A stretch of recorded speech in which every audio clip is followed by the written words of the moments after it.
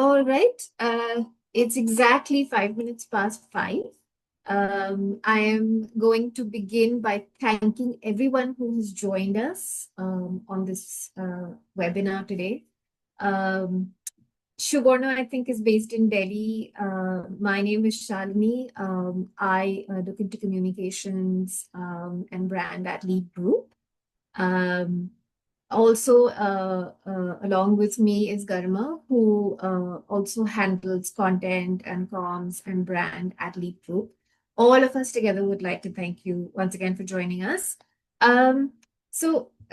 We're very, very grateful to Shuborno for making time to address the webinar today.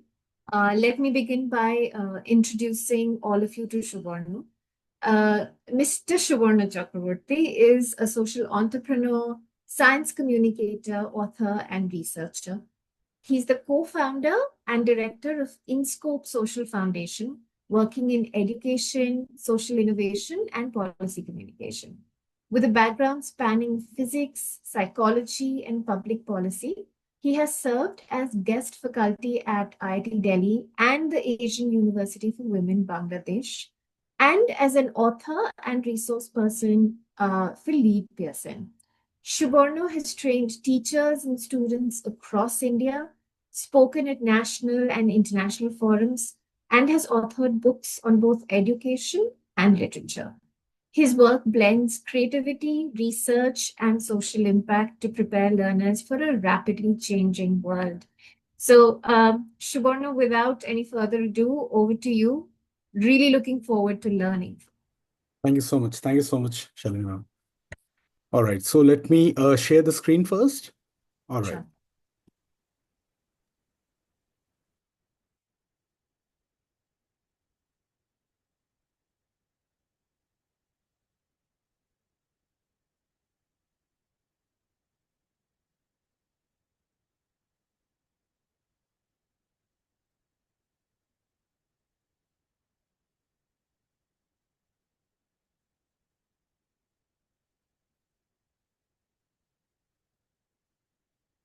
All right, so I hope everybody can see the slide. Just one yes would do. Yes. All right, thank you so much.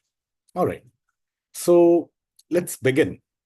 Now, before I begin, I must let's set up some rules and regulations, right? You can ask questions, right? Anytime possible. You may just write down your questions over here. By the end of the talk, like once the talk gets over, then we can pick up all the questions and address them all together, right? Secondly, because I can see there are so many principals out there, right? And you people know how dynamic this school system is. So, like I would rather say that I'm not here to teach or preach. Absolutely not at all, right?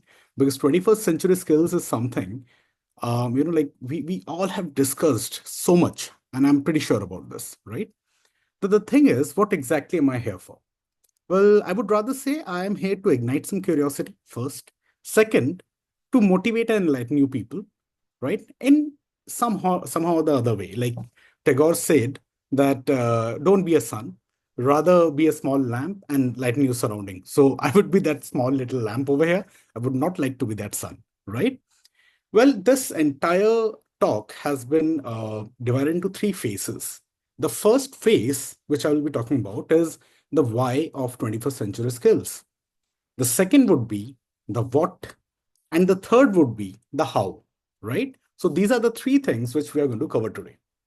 Now, before like proceeding further, I would like to say a huge, I would say thank to Lead Group for giving me this wonderful opportunity. Because the moment I was told that you have to speak on 21st century skills, it strike a chord with me. Reason being, um, it's somehow intertwined with my entire career. Now, as you've heard from Shalini ma'am, that my career has been quite a hodgepodge, I would rather say till now. I started with physics, then I moved into psychology and cognitive science, and then I moved into public policy. And I call it the 3M shift in my career, from matter to mind to the masses, right?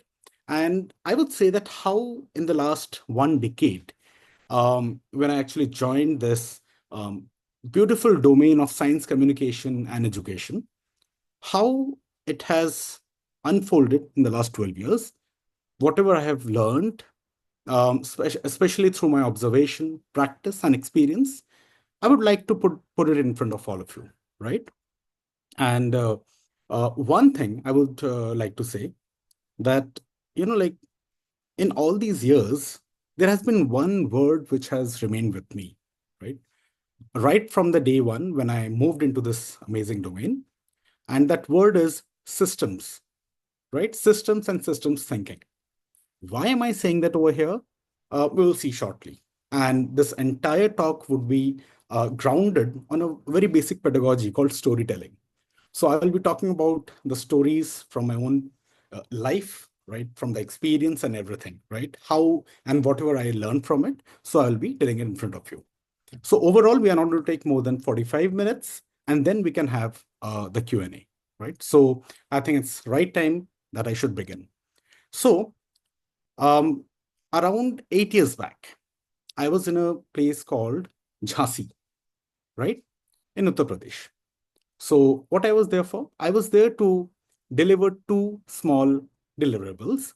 The first one was to be a quiz master for a certain event, which was going to be attended by around 200 students in Jhansi. And it was held in Rani Lakshmibai Jhansi Museum, if I'm not wrong. Yes, Sangrahalaya. It was that museum. And along with that, I was also told to design a treasure hunt for all those 200 students, 100 each, in a place called Rani Lakshmi Bai Park, which was exactly opposite to the museum.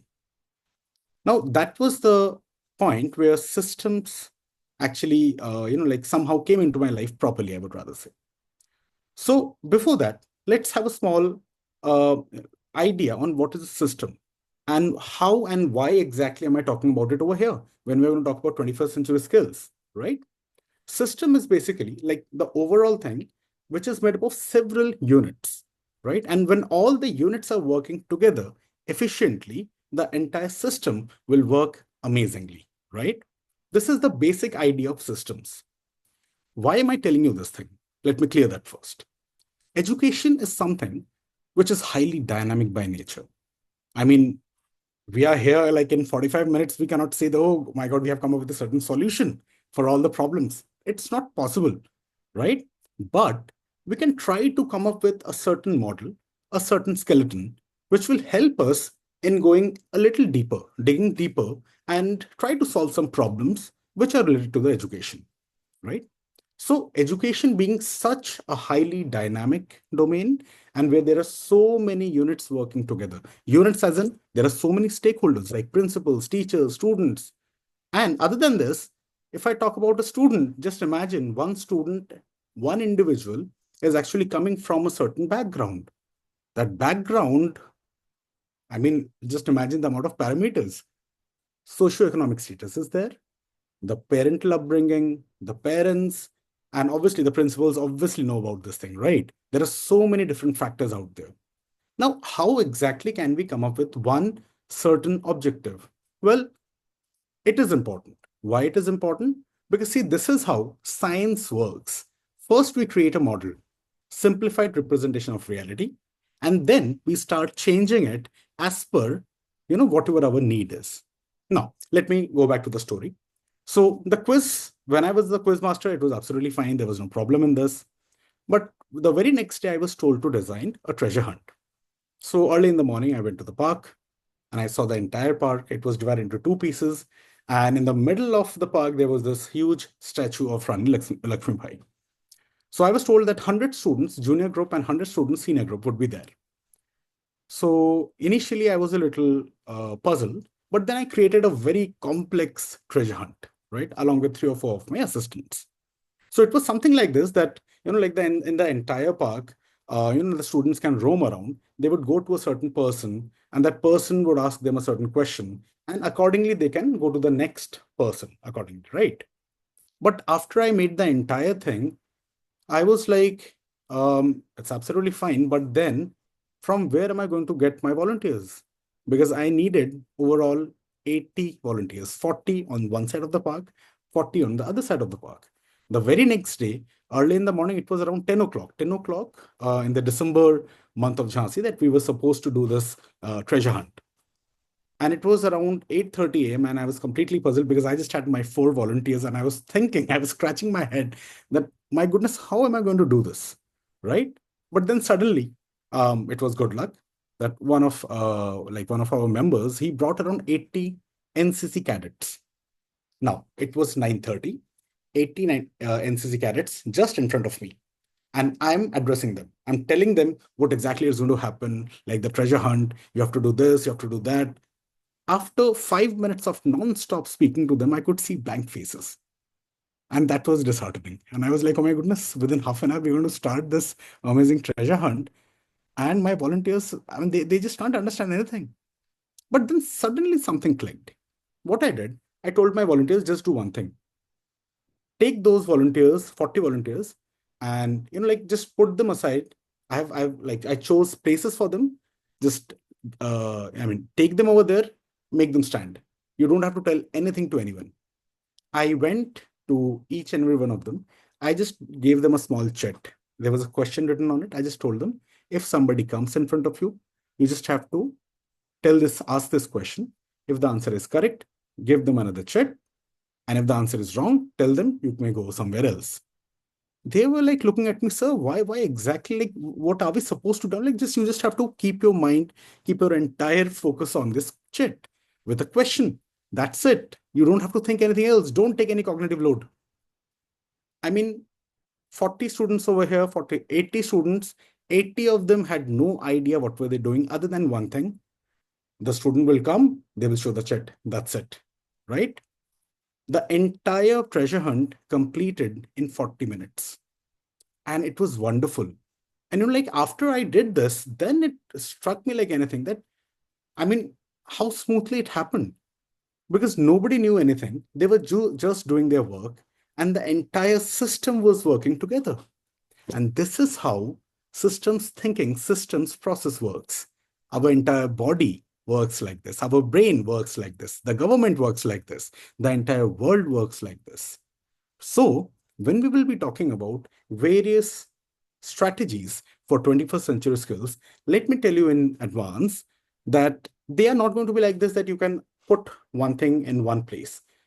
They have to be happening in a systems manner for complete impact, right? So with this, I will move around one more small story. So it will be something like this, story-wise, and then we will be moving to the main strategies. Now, the next story, the another spike which happened in my life, that was the day I entered IIT Delhi. I went there for my third M. That was the masses policy. After working with physics and psychology, cognitive science and education, I was like, why don't I just try to change the behavior of the entire country? Well, policy is that instrument. So with that vague and absolutely noob nature, I went there. Nonetheless, I somehow luckily got admission in the Masters in Public Policy over there. So day one, I entered a hostel, Zanskar Hostel. I was 33, let me tell you. At that point in time, I was 33. I was doing it in quite an advanced age. And around me in the hostel were BTech students, 18 to 22 years old, right? So obviously there was a huge age gap. Nonetheless, in the first day, I was very excited, but by the second day, I was questioning my excitement of going to the hostel, because there was this person who was habituated of like sleeping at 10:30 at night and waking up at 6 in the morning. And here I could see the entire floor was they were awakened for the entire night, and somebody was playing some music, somebody was chit chatting, and this was happening in the entire hostel. And all of them were like electrical engineering students, computer science students, and everything. But slowly and steadily, I had amazing interactions with them. And what I found was very interesting. Here comes my observation. Out of all the observation, I'm talking about one of these. I could see students were heavily invested in things like Bitcoin mining, right? Cryptocurrency or something like this. I don't have this much idea, but I came to know that they were doing something like this. Then there were students, those who were heavily into investment, right? Whatever, they were given a certain pocket of money and they were investing in some stocks and whatever, like SIPs and God knows what all. Other than these, there were students, those who were into entrepreneurial stuff. right? Somebody came up with a mental health startup. Somebody came up with, a startup for the surgicals and so on and so forth. Even my thesis was on entrepreneurship education in IIT Delhi. So, that gave me one more leverage to go and talk to these students and try to understand what exactly goes in their mind, because they were the ones, those were exactly coming from the school education. Right after school education, they were in an institutional setup. So for me, it was very interesting to have discussions with them and try to know more of them. Similarly, one day a very interesting phenomenon happened. I was sitting exactly in the middle of the IIT Delhi, just outside the library, and I was having my coffee. One of my friend, he's from computer science engineering. He's a top like ranker, like some 56, 57 in JE Advanced. Amazing guy. But he was, at that point in time, he was 19 years old. So he came to me, he was sitting with me, and he was like, "Hi, how are you doing?" And then there was this idea of small talk, which I had no idea before that. So I came to know we can have some small talks. So I just, at that point in time, I think Mike Tyson was again fighting with some person, some Logan Paul or something. So out of nowhere, I just told him, "Oh, do you see that Mike Tyson is going to like fight with Paul Logan?" And he looked at my face and was like, "Who's Mike Tyson?" So for a second, I was taken aback. I was like, how come he don't know Mike Tyson, the great controversial character and also a heavy lift, I mean, a boxer. So I was like, you don't know about this? He's like, no, I've never heard of his name. Suddenly, another question came to my head and I asked him, do you know what is a floppy disk? He was looking at my face. And I was like, he was like, I've heard most likely, but I don't know. I think I've never seen this floppy. And I was like, you're a computer science student. It's like, yeah, probably in the first class, somebody told us something about the history. And I was like, oh my God, this is history for them. When I was in fourth standard, I was using floppy. And a realization struck me. What was that? That things were changing pretty quickly. Everything is changing from the technology perspective, from the education perspective, from the society perspective, the way people think. Everything is changing pretty rapidly. And yes, one more thing I must tell all of you, congratulations. We have covered 25 years of the 21st century. So I think this is the right time when we need to reflect back, think, observe about the entire 25 years and how everything has gone till now and what we can do after this. Nonetheless, let me come back to the point. Similarly, their communication patterns have also changed. These students, those are somewhere between 18 to 25 or something like this, right? And this is 18 to 25, but this is also applicable to the student those who are like below that. Now, like, I mean, one of my friend came one day. I mean, I was having a group picture with my group, and he told me, "Sir, what a drip!" And I was like, "Drip, drip, like as in drip irrigation." He was like, "No, drip. You don't know what is drip." I was like, "No." He like, "Sir, the entire like the way you dress up, that is drip." And I was like, "What language is this?" He was like, "Yeah, this is new." And in the entire IT, people would tell each other, "Oh, aaj to bahut BT hua." I'm like, what is BT? Bad trip. Means the day went very bad, something very bad happened to them. So just observe this thing, right? Just try to connect the dots. Communication patterns are changing. Next, the way technology has been used, right? It is changing. The society is somehow shifting itself in a very different manner, right? So this is where I thought that, see, if so many changes are happening in our society, then we can think that who exactly is getting impacted. The first stakeholder as a whole to get impacted are the schools, right? And that is where we need to think about what exactly can we do with this change, right?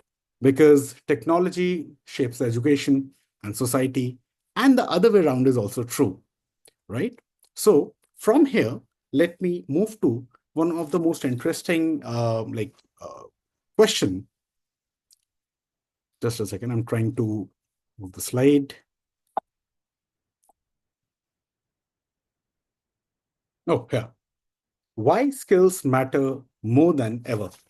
I mean, in my first slide, I kind of told you about how things are changing rapidly. But here, I would like to pause a little and let you people think that we have crossed 25 years, right? We have covered 25 years, first 25 years. what exactly has happened in the last 25 years? Just think about it, because we are the generation, those who have actually felt it. Just think, you don't have to speak, or you can write if you want. We will try to, like come up with few things. Like we have seen so many things. The first thing I would say, which comes in my head, demonetization. We saw that. We saw economic recession. What else? Pandemic. Who can forget that? I would say pandemic was the catalyst, right? It was a spike. It gave the amazing spike in derailing so many things, right? We have seen war. We have seen war, right? And other than that, we have also seen the amazing rise in social media. Now, that's a pressing question. Like I've been going through so many teacher training seminars, talking to principals, and also teaching a group of underprivileged students. And one question is common everywhere: what to do with something called social media? What exactly can we do with that? Because somehow it is impacting us. And now we have also moved into the AI age. We'll talk about this a bit later, right? So, when we talk about this COVID as a spike, I believe COVID is something which is very, very important for us to consider. Why? I did a small mental calculation. I can be wrong, absolutely wrong. I'm already telling you first, but then just try to like get the vision out of it, right? Um, COVID happened somewhere between 2020 to 2023, 3 years, right? The maximum part, 2020 to 23, three waves were there. Now imagine a kid who must have studied from class 3 to 8, right?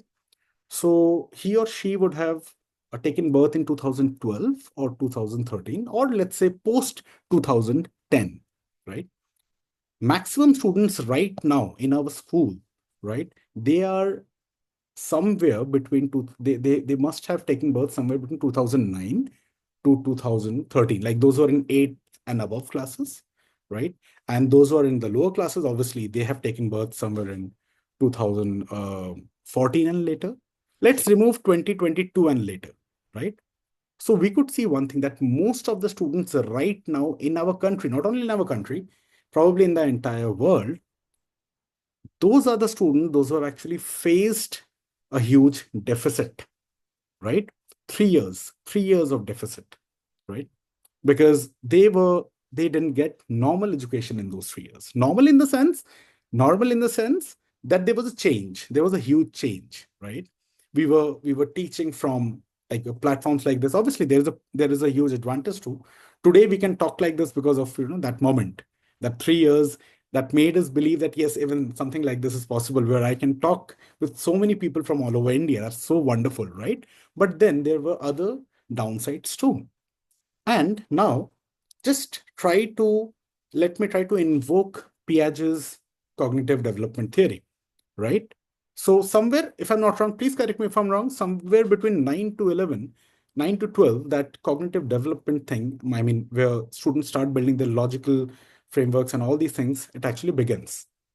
In that moment, most of the students were there, and also the students, those who were from, let's say, from the age of 4, 5, or 6, they were so going through it. So that means there must have been some, I am saying must have been, because I haven't done any study or something. This is my observation. I can be absolutely wrong.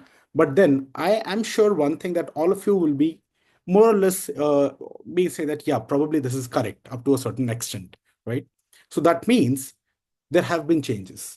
Recently, I went to a school and in Gwalior for lead, and I was having a small discussion session. After the discussion, one of the teachers came to me and told me, "Sir, I need to discuss something." I'm like, "What?"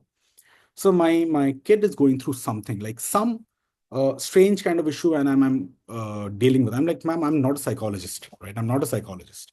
I have some idea of psychology, but I'm not a psychologist. For that, I need some RCI, like I would say card or something, which I don't have." So she was like, "No, sir, we can discuss." I'm like, "Yeah, go ahead." She was like, "No, my child never goes out to play, and he is getting irritated slowly and steadily. He would be seeing the mobile for the entire day. We have tried our level best to move the phone out of his hand, but when we take the phone out of his hand, he becomes very angry, right? And it's very strange to see, like the kind of things which she does. Now, these were some of the after effects which I felt from them. Similarly, I have heard about so many cases, right, about phone and how it is impacting student study. And teachers have told me that, sir, their attention span is somehow uh, going down. Again, I don't have any study to prove this point, but still, possibly this is happening, right? That attention span is kind of lowering, right? And more than that, a problem, if you have heard about the Stanford's experiment, the marshmallow experiment, immediate gratification, right? That is slowly and steadily rising in the students, because the moment they ask for something, they're getting it, right? Even let's say they are asking for instant happiness by watching a mobile, they're getting it. So these are the kind of things which have actually happened, creeped up in those 3 to 4 years, right? Now, why are we discussing this? Because this is something which you have to consider when we will talk about 21st century skills, right? And not only this, like this was about social media. We can also talk about the rise of ChatGPT, the rise of generative AI, the way things have actually happened. Again, a story over here, 2022 ending, right? ChatGPT, the first ChatGPT was, I think, released. And I was writing a paper on the impact of the rise and fall of landline telephones, because my interest was still, it is in science technology and how it impacts the society. So I was writing this thing called rise and fall in the landline telephones. So before the release of ChatGPT, oh, it was such an amazing article I wrote. My professor, Professor Ambut Sagar from IT Delhi, he told, yeah, Shuborno, you did so well, blah, blah, blah. There were so many things. There were so many praises. I was very happy. But somewhere in November, December 2022, correct me if I'm wrong, ChatGPT got released, and within 2 months, we all were like, imagine postgraduate student, 33 years old, and we were telling the ChatGPT to do things for us. I mean, that was pretty scary. Not scary. At that point in time, it was so relaxing, right? I mean, you don't have to do anything. Just give your entire pressure to the GPT, generative AI, it will do everything for you and you will be fine with that, right? One of our professors, she was very clever. So she understood that we all have written, 23 students, all have written from ChatGPT. She called us in her room and took a viva. And we were like, oh, we were not thinking about this, right? Well, nonetheless, 2, 3 years have passed. I'm sure there are so many people around me. Um, we do use GPT, we do use generative AI, and trust me, we cannot leave it. Sorry to say. But then we need to understand how exactly, how responsibly are we going to use it?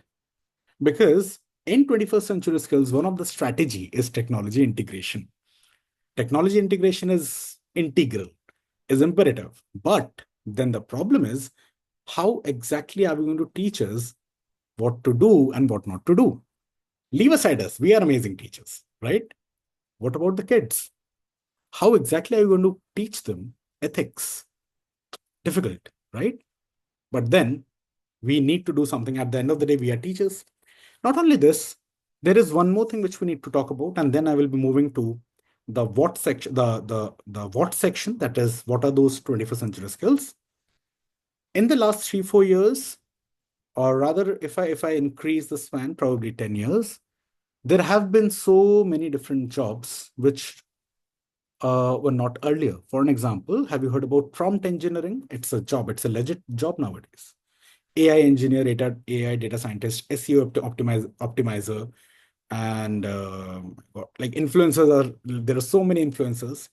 I will be talking about one small experience of mine. I will talk about it later. Yeah, I will talk about it at that point in time. So I will remind myself for sure, right? It is kind of connected with this. So there are so many jobs which has happened. And in the upcoming 5 to 6 years, I'm sure there would be jobs which will just go away from the market, probably due to automation, probably due to AI, or the upgrade version of it, AGI. There are so many things which may happen. New jobs may come up, new problems, new issues may come up. And just look at the global politics right now. It's so difficult. There are so many things which are changing so quickly. In the center, who is there? The student.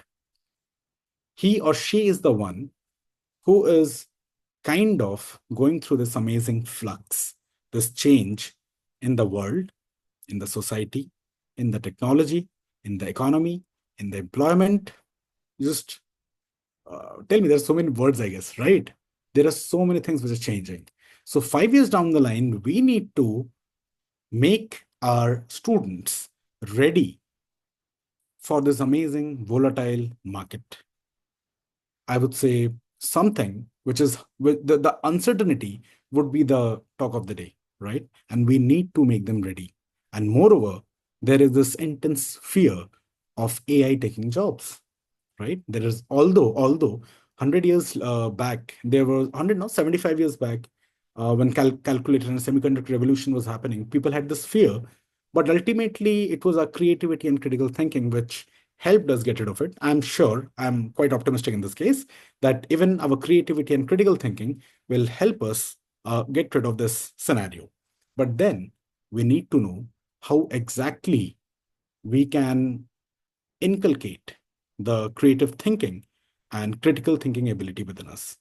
And these two are the first two 21st century skills which we are going to discuss. Now, let's move towards the what part of it. Well, I was going through several literature, like while creating this presentation.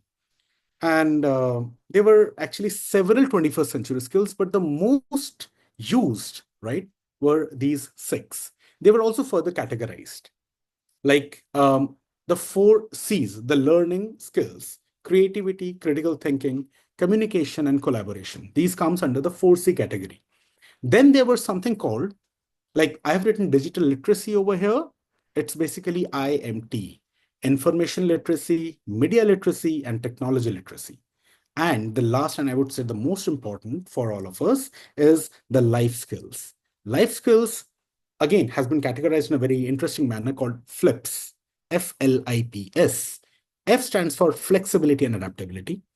L stands for leadership and responsibility. I stands for initiative taking mindset. P stands for productivity and accountability. And S stands for social and cross-cultural interaction. We are going to discuss about this. So let's begin with the first, creativity. Well, whenever creativity comes in front of me, I mean, something happens to me. Given I started my career with this beautiful thing, I went to Chandigarh University with my mentor, who is around 80 years old today, Dr. Madhu Full. She was a um, DST scientist, Department of Science and Technology, and she was retired at the point in time. And she was integral in taking me from the matter to the mind. So I went there in Chandigarh University with her. And by the way, she is the one who is one of the leading person who started National Children's Science Congress in India. Like if you have heard about this NCSC, I'm blessed that she has been my mentor, and still today, till today, she's in touch, and she's so senior to me, but it's a huge friendly vibe, and we have got so many discussions till date. Nonetheless, I'm just moving away from my main topic. So she was the one who actually introduced me to something called creativity and problem solving, right? And the first thing which came to my mind, like when I was shifting from physics to psychology, um, well, I call it the math chauvinist, the one who has initially studied physics and maths to a high level. Like I was studying quantum field theories and theoretical physics at that point in time, and for me it was like, come on, who studies psychology? These are the kind of things which I was thinking, and I was so wrong. I was so damn wrong. So she took me to Chandigarh University, and the first thing she did, um, she told me to go and talk to around 10 students that were standing in front of me, and I was told to do a kind of problem solving, give them a certain problem, a hands-on problem. So it was a very simple problem. 3 A4 size sheets, three toothpicks, three bendable straws, and one rubber band. And I was supposed to tell them that they have to make a tower as tall as possible. And the twist was to balance a tennis ball over the top of the tower. Now, obviously, while posing this problem to them, I was thinking, Shuborno, can you do it? And the answer was no. I'm very clumsy with my hands. I can't. But when the students started doing it, the first group did it, second group did it, and something, like there was a spark within me, and I wanted to see that. Okay, let me call more students. So there were students, teachers, professors, people from government, and everybody was there. And in the next 3 days, I made them do that problem and many more problems. And I was closely observing it. By the end of it, around 100 groups did that. And my observation was all the answers were different from each other. And I was like, what is this? I mean, I told them a problem to do, and they are coming up with so many different varieties. And when I was looking at the students, it somehow, made me connect that group process with so many different things. And that is where my interest in creativity and this career actually began. Nonetheless, when we talk about creativity, what exactly it refers to? It refers to a new way of seeing or doing things, right? Now, what I looked at, it was a problem solving perspective. Like, for an example, if somebody tells me, was Einstein creative? I would say, oh, very, very creative, right? So creativity is something, it is not only bound within the arts domain, it can be anywhere, right? Ultimately, it's a new way, it's a perspective change of seeing or doing things. So there are certain components, there are 4 components involved with it. Fluency, that is generating new ideas. Flexibility, that is shifting your perspective easily. Originality, conceiving something new. And elaboration, that building on others' ideas, right? Then we move to critical thinking. Now, very, very important, pick up NCF, pick up NAP, and like this has been told, I mean, I mean, the entire NCF, and they're actually talking about critical thinking because that is the need of the hour, right? What exactly it is? Capability of objective analysis of information, right? One need to inquire, set the problem, infer, take the results, observe, take feedback. There are so many things. And also, how exactly can we question things, right? Questioning is very, very important. Take the research ideas, take everything. The first thing which we do is formulate a research question, the researchers, for the researchers. So willingness to question. So it is very important to doubt.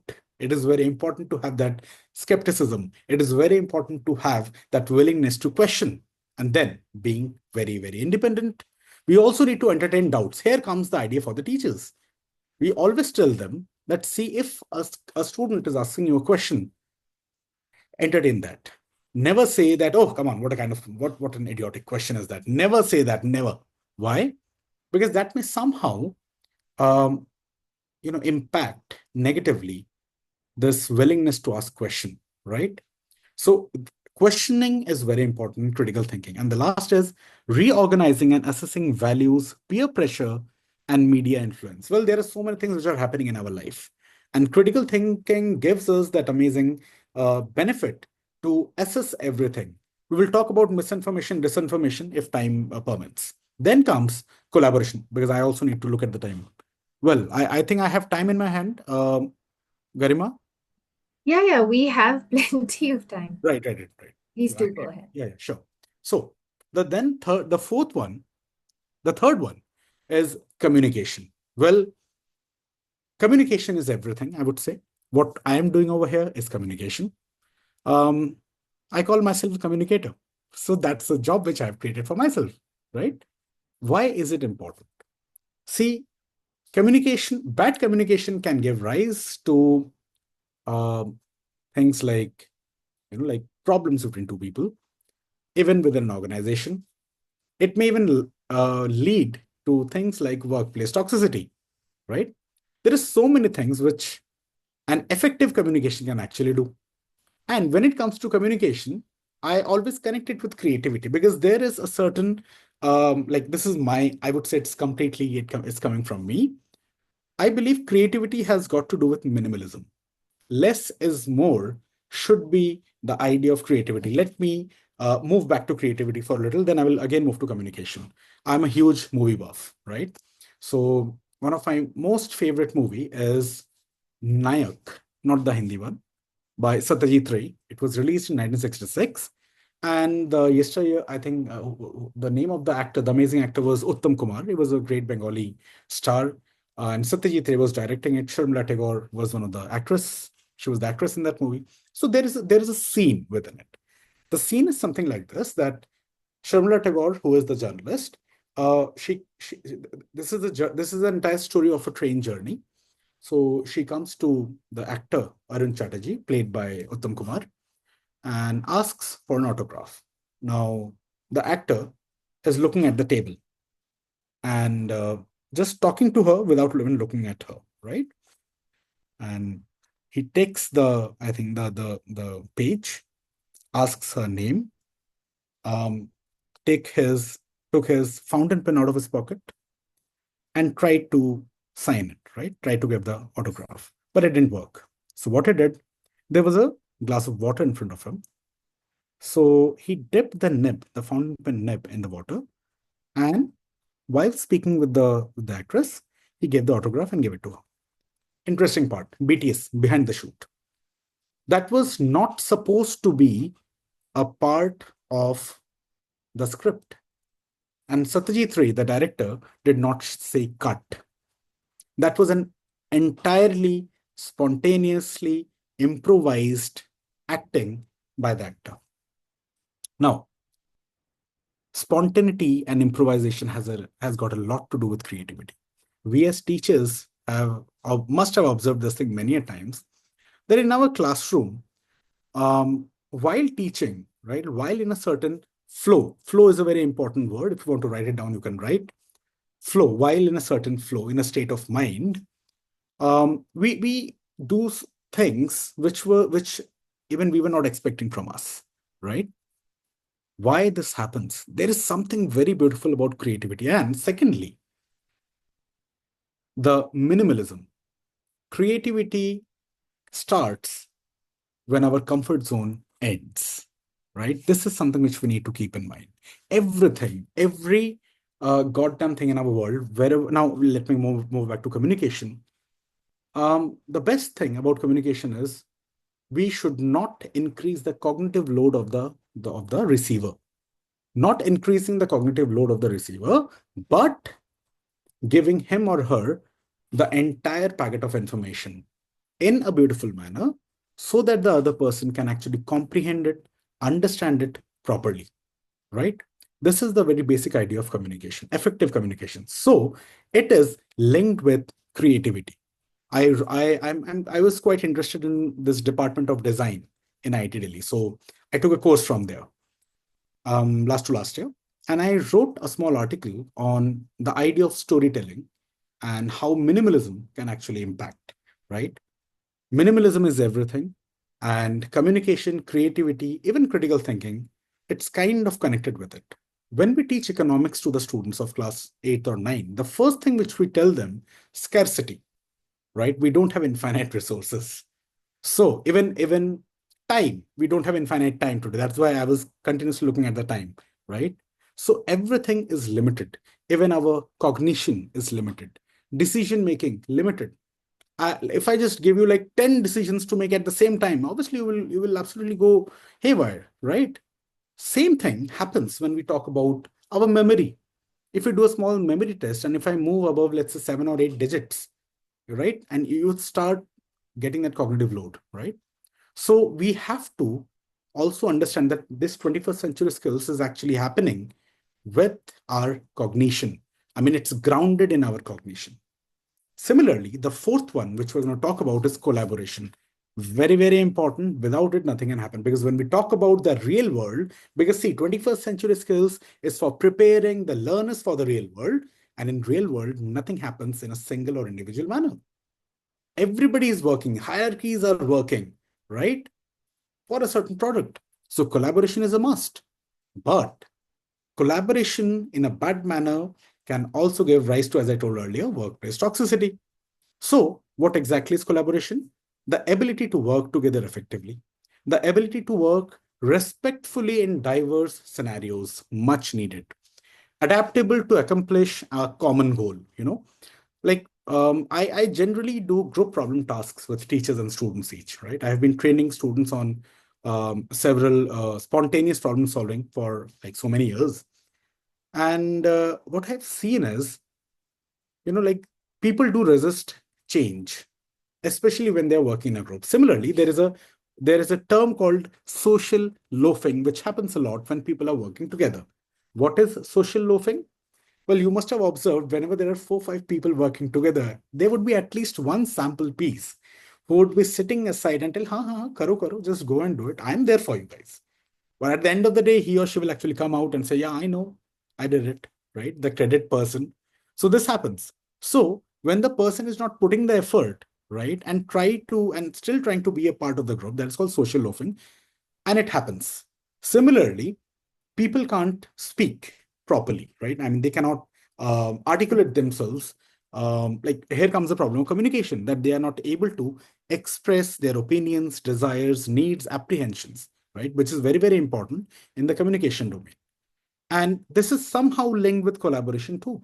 In a group, let's say there are 4, 5 people.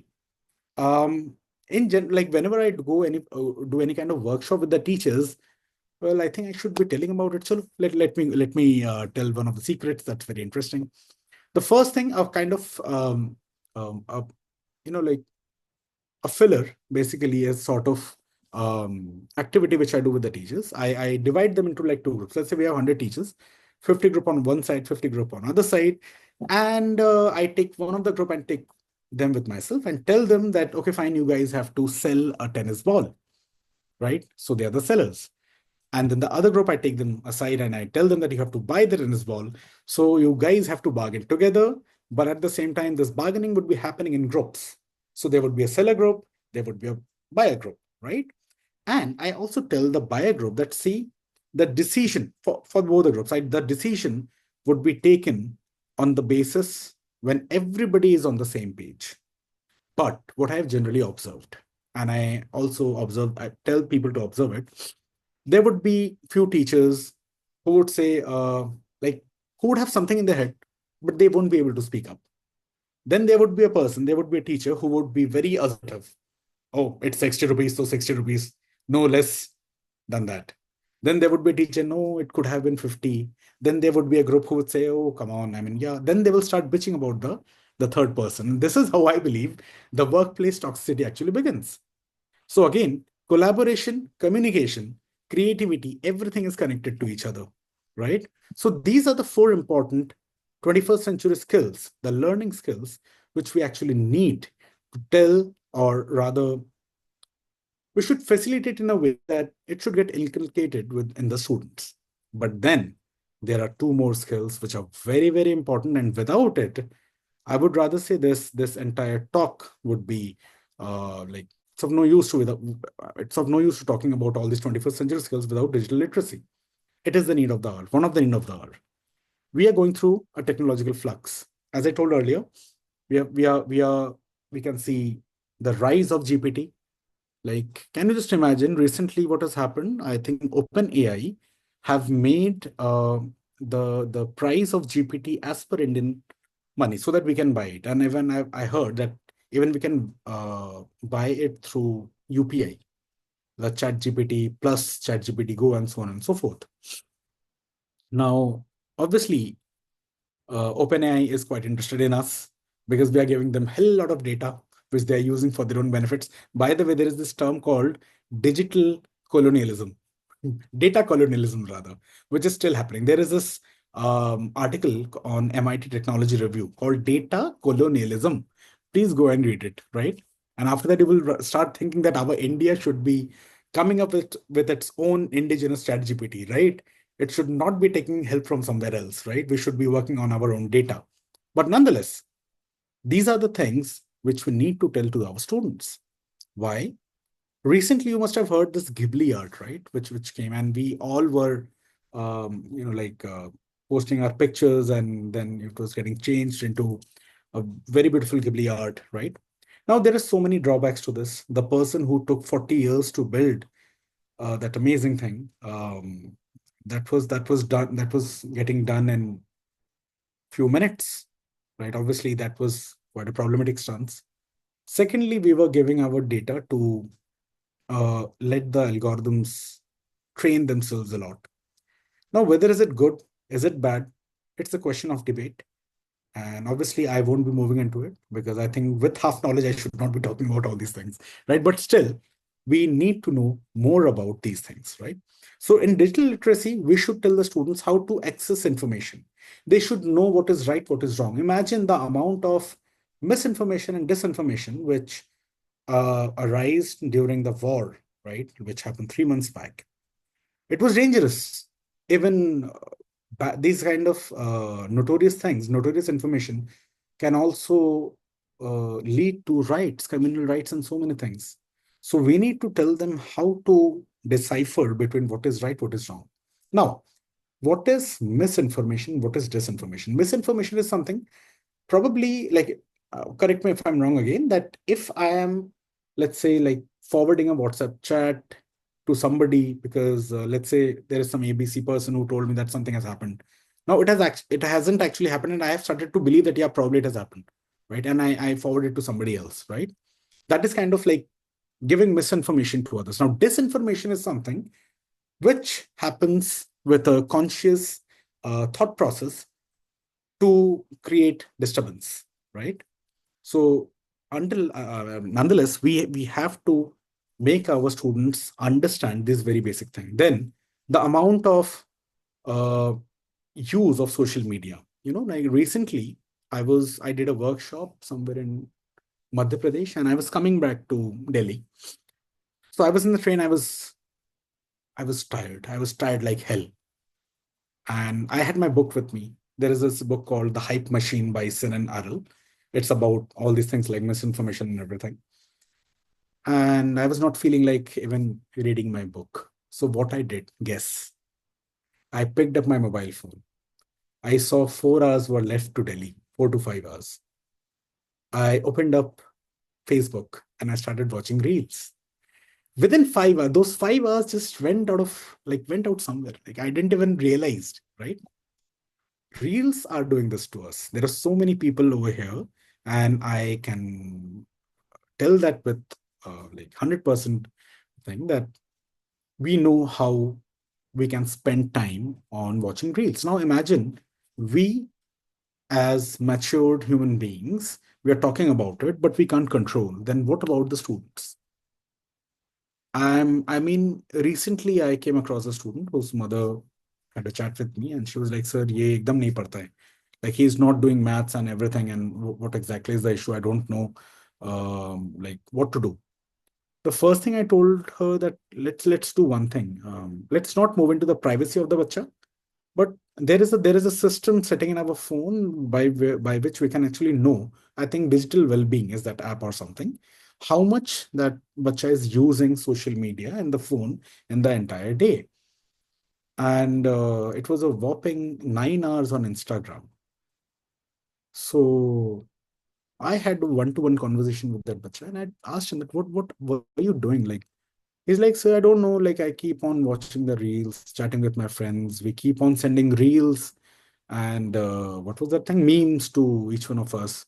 So we spend our day like this, and like I keep on thinking I will do it from tomorrow. I will do it for tomorrow, and it simply goes on to the other day, and I never start." Now this was from one bacha, but trust me, I'm pretty sure this must be happening with so many bachas all out there.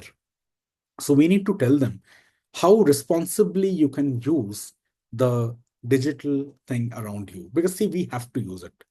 I think Jensen Huang, if I'm not wrong, his name, the NVIDIA chief, I think last year or this year initially, he came to India and Akshay Kumar was taking his interview.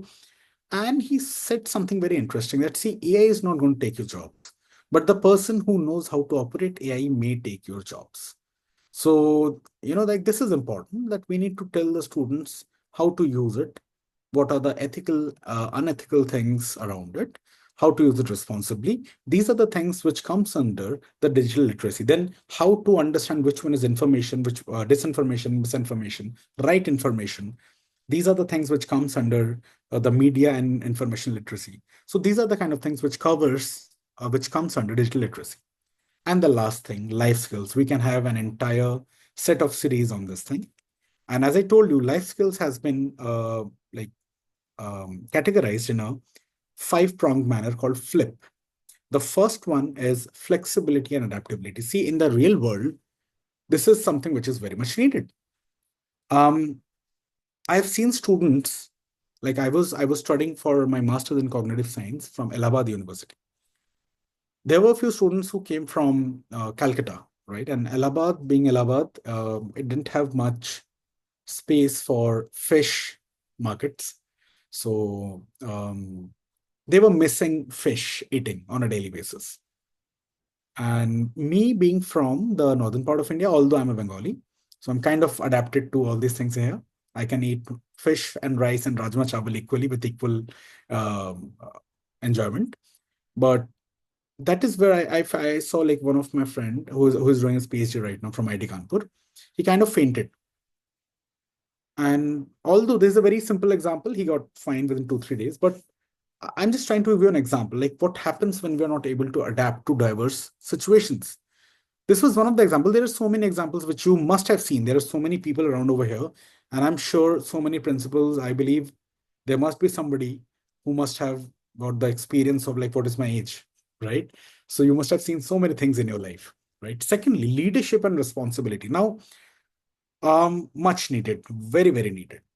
And in my case, I thank one of my PT teacher, physical education teacher for this, Mr. Rajkumar Sharma. I must call his name. Mr. Rajkumar Sharma. I was studying in St. Paul's Academy, an ICSE school, and it was 8th standard. I used to play a cricket. I used to play cricket a lot. I was the captain of my team. And in the summer vacations, what he would do is he would give me a team of students from class 5th and 6th. And all my team members, the main cricket team, they would be opposite to, right? I was literally taken aback. I was getting jitters that, I mean, how is this possible? I mean, he told me to be there with the students, those who can't even pick a bat, can't even ball. I was the only player in the team. And opposite to me were my teammates, my actual cricket team. They were so amazing people. Sir didn't listen to me. He was like, he used to call me, well, leave it aside. He used to call me Bengali. Just go and play. Just don't worry about all these things. And I'm like, sir, what is this? I mean, I have such a weak team. He's like, oh, you just go. I don't know. So I remember there was a 5 match series. By the end of fourth match, every match, my team, which was opposite to me, were crushing us like anything. The last match we won, and everybody forgot, right? And one thing I felt after the fifth match, I was considered as a leader by those fifth, sixth students. Imagine I was in 8th standard, they were in fifth and sixth, and they were considering me as their leader. Interesting part, even till today, some of them are connected to me. Out of them, one of my friend, we started something called a startup which failed around 10 years back. So we are still in connection. And my those who were from my team, like my main cricket team, my classmates, they're not in much connection with. And those students, those who are junior to me, still consider me as a leader, and they give me that much amount of respect. And when I reflect back, and I think that probably Mr. Sharma, my PTI, helped me move out of that comfort zone. And in that entire scenario, I somehow developed something, the ability to take responsibility, the ability to lead from the front. I still remember so well, the students were so terrified from a fast bowler, my friend Siddharth, who was there. And they were like, how are we going to play him? And, if we get out, what Rajkumar sir will say. And I was like, see, if we lose, I'm taking the entire responsibility. Just don't worry. Just go out and play. And that has remained with me. And all this happened when I was a teenager, right? So I believe these are the kind of things, probably in a different manner, we need to teach our students that you need to take responsibility. You should be accountable to your own decisions. You should be leading from the front. Then comes initiative making mindset. F, we covered F, flexibility and adaptability. L, leadership and responsibility.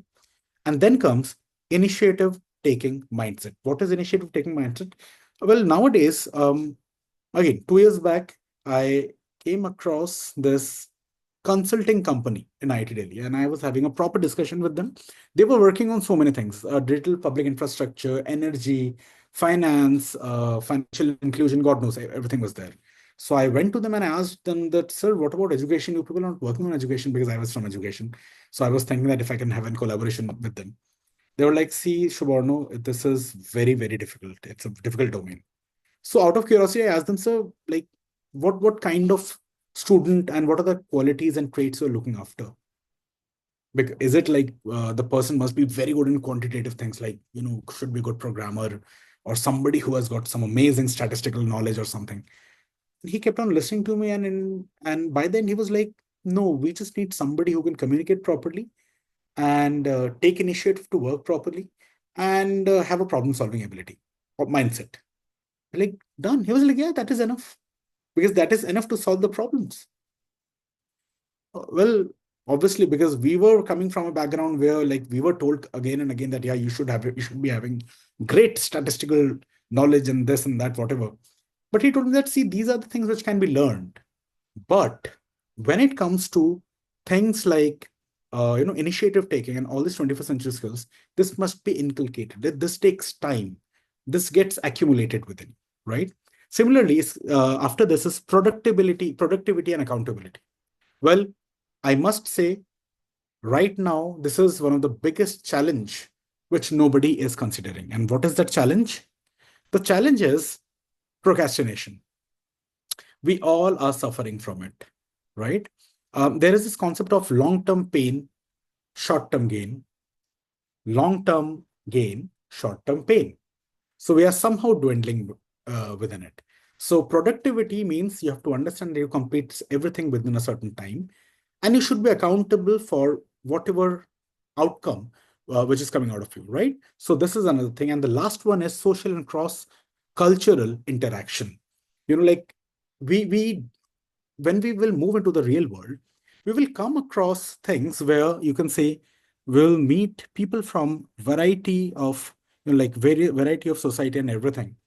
And we need to understand this thing, that, like, this cultural interaction or diffusion is something which must be inculcated within us. Diversity and inclusion is the name for it. Now let's move to the last part, the strategies. And let's complete it within 5 to 10 minutes. The first thing is project-based learning. Now, all these 5 strategies are connected with our 21st century skills. The first strategy is project-based learning. Why are we going to talk about project-based learning?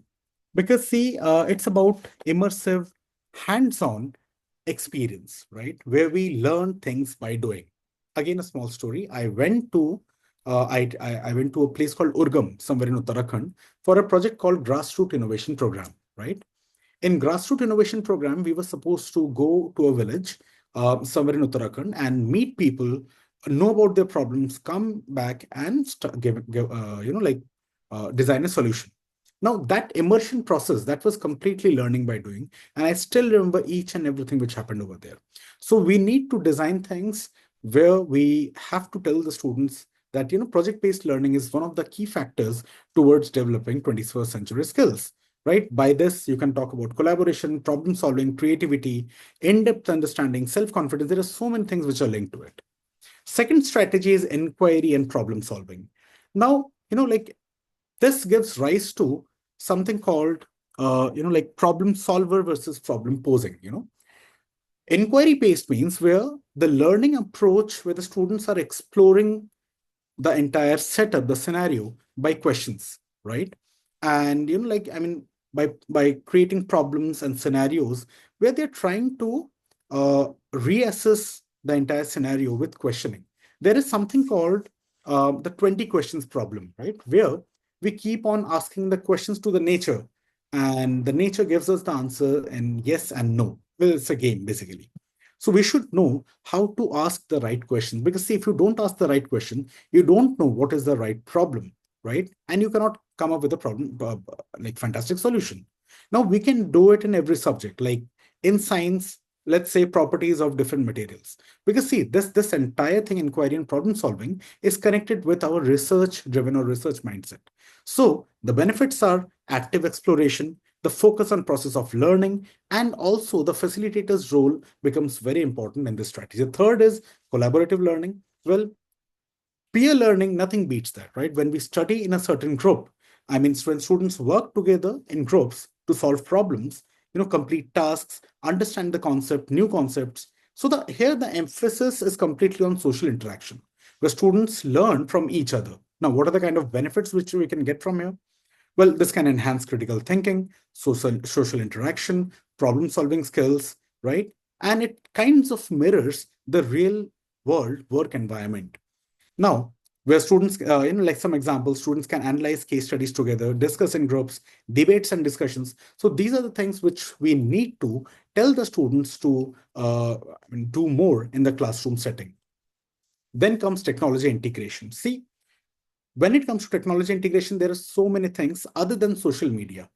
Sometimes I have heard from the teachers too that when it comes to technology, they directly think about social media, but it is not like that. What exactly it is? It First of all, we need to understand one is a medium of communication, right? And other is the use of technology. Well, have you heard about things like FET simulator? You can do variety of simulations like maths. By the help of it, you can actually teach science and maths in the classrooms. So there is this website called FET.colorado.edu. You can actually use it, right, to do variety of things in the classroom. Then math teachers, Desmos. Desmos is a graphic calculator. You can do 3D stuff, 2D stuff in the classroom. So strategic use of digital tools and resources to enhance the teaching and learning experience. I mean, this is what we need to actually understand. And the teachers and students both should understand this, that technology is actually a boon, right? I mean, just imagine dynamite can be used, was made for something else, be used for something else. So this is very, very important for us to understand that how responsibly we're using the technology. So technology integration is a must. NEP and CF talks about it, but then we need to go a layer behind and understand how to do it. The last strategy, and now with this, we are moving towards the end of the seminar. Um, Social emotional learning, hot topic, very, very hot topic. People are talking about it. Now, let me tell you something very interesting here. Students imitate the teachers first. Second, a student never falls in love with the subject first. The student admires, respects, love the teacher first. Then comes the subject, right? Social emotional learning is very important. See, it's important for us to let the student understand how to manage his or her emotions, not only the students, but also the teachers, right? I mean, self-awareness, the management of emotions, then, like things like social awareness, relationship skills. These are the things which are a must and must be taught to the students. Because at the end of the day, when they will be moving out to the real world, the first thing, they will be hit by so many resistance. That is where their ability to manage their emotions will come.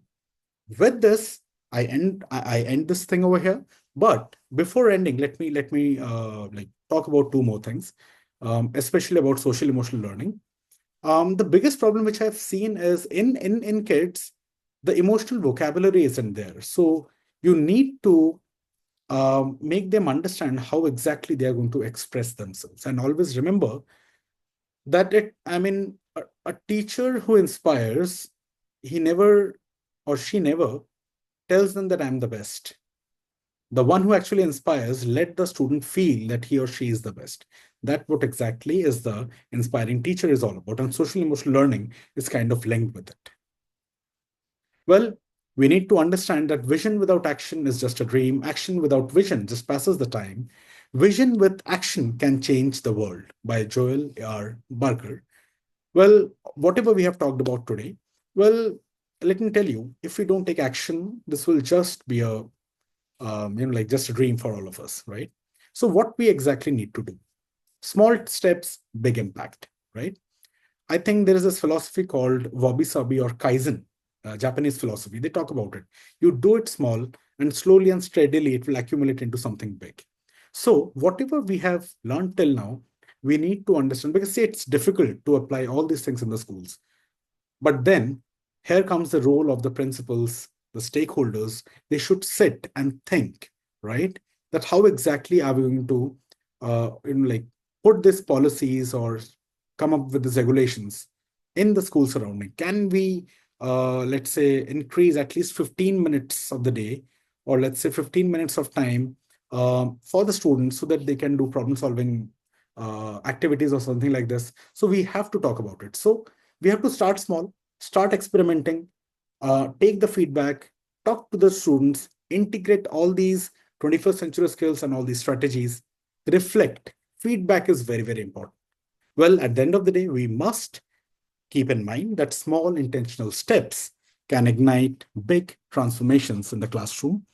And along with this, I end this talk over here.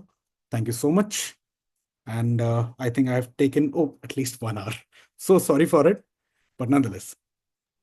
We absolutely enjoyed the talk, Shuborno. Thanks so much. I'm just going to end Shuborno's presentation with a brief introduction to lead group, so that all our participants understand what is lead group and how we work with schools across the country.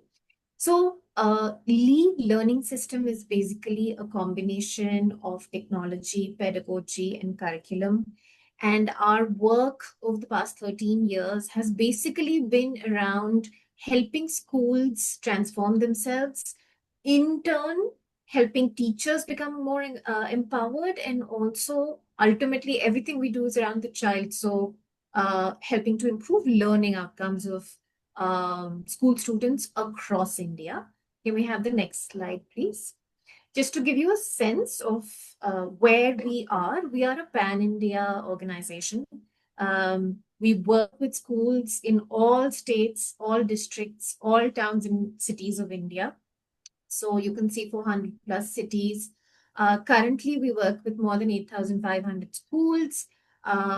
We therefore are helping more than 36 lakh or 3.6 million students reach their full potential each and every day.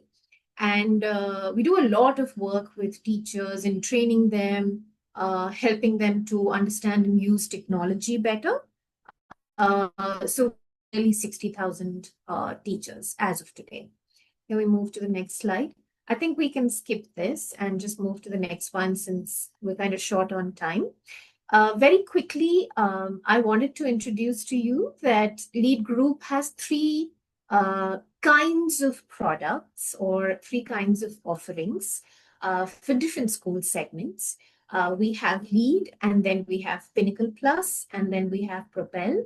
Now, these are different school learning systems that have been developed after years of research, and these are customized to different kinds of schools. So you could be a medium-sized school, or you can be a small-sized school but in a large city or town, or you could be somewhere in between. So depending on your school's needs, we have customizable offerings for you. If you'd like to know how Lead can help your school grow, how we can help your students become more confident and improve their grades, and generally how we can help admissions also to some extent, as well as marketing your school, etc. All you need to do is give us a missed call on the number on the screen. I would request all participants to please take a screenshot. And thank you so much for joining. I see a lot of comments coming in that are thanking Shuborno. So Shuborno, on behalf of all of us and all of the participants, thanks so much. Thank you so much. Thank you, everyone. Thank you so much, Shalini ma'am. Sure. Thank you so much, Garima. And I really hope at least they have taken something today, right? Because as I told earlier, that this is not about teaching or preaching at all, right? It's about, like igniting that spark, that curiosity. And I really hope people must have taken something with them. Thank you so much.